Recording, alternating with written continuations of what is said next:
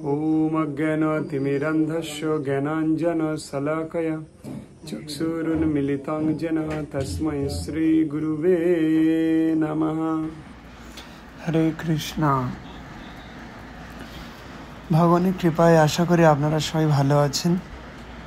আমাদের এই দিব্য ধামে চৈতন্য ধাম, মাতঙ্গী ধাম নাম দেওয়া হয়েছিল, কিন্তু যেহেতু মহাপ্রভু এখান থেকে গিয়েছিলেন তাই তাদের পরামর্শে এটা চৈতন্য ধাম দেওয়া হয়েছে, ত্রিকালদর্শী চৈতন্য ধাম। এখানে আরজির নিয়মও পাল্টে দেওয়া হয়েছে।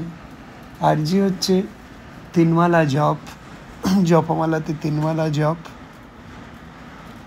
একাদশী ব্রত করা এবং তুলসীতে জল দান করা, এটা হচ্ছে আরজির নিয়ম।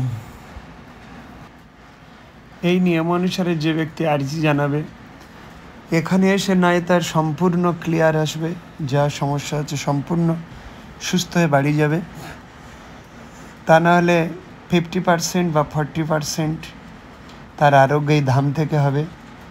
আর এই নিয়মগুলো পালন করতে করতে বাকি তার সম্পূর্ণ আরোগ্য আসবে।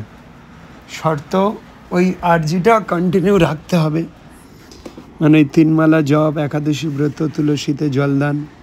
যে ব্যক্তি এগুলো করবে, এখানকার সেনা তার বাড়িতে চলে যাবে, গিয়ে তাকে সম্পূর্ণভাবে রক্ষা করবে, তার অনুভবও দেবে।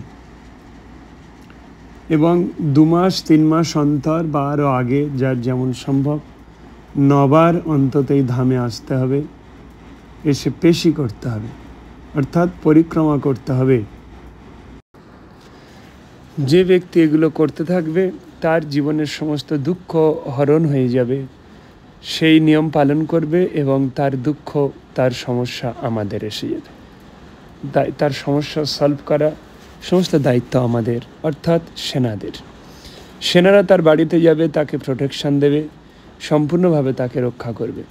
ভূত, প্রেত, পিশাচ, দানব, যক্ষ, রাক্ষস, বাস্তুদোষ এবং যে কোনো দুঃখ, সমস্ত দুঃখের অবসান ঘটবে।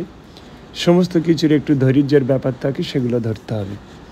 বিশেষ নিয়ম, যারা ধূমপান করেন তারা এখানে এসে ওই ধূমপান করতে পারবেন না, বা পকেটে করে ওই বিড়ি সিগারেট নিয়ে মন্দিরে উঠতে পারবেন না, তাহলে তার আরজি শিকার হবে না। ওটা বাইরে রেখে আসবেন বা ফেলে দিয়ে আসবেন। মন্দিরের মধ্যে এগুলো খাবেন না, পরে গিয়ে আপনি কি করবেন আপনার ব্যাপার। এই নিয়মগুলো অবশ্যই পালন করতে হবে।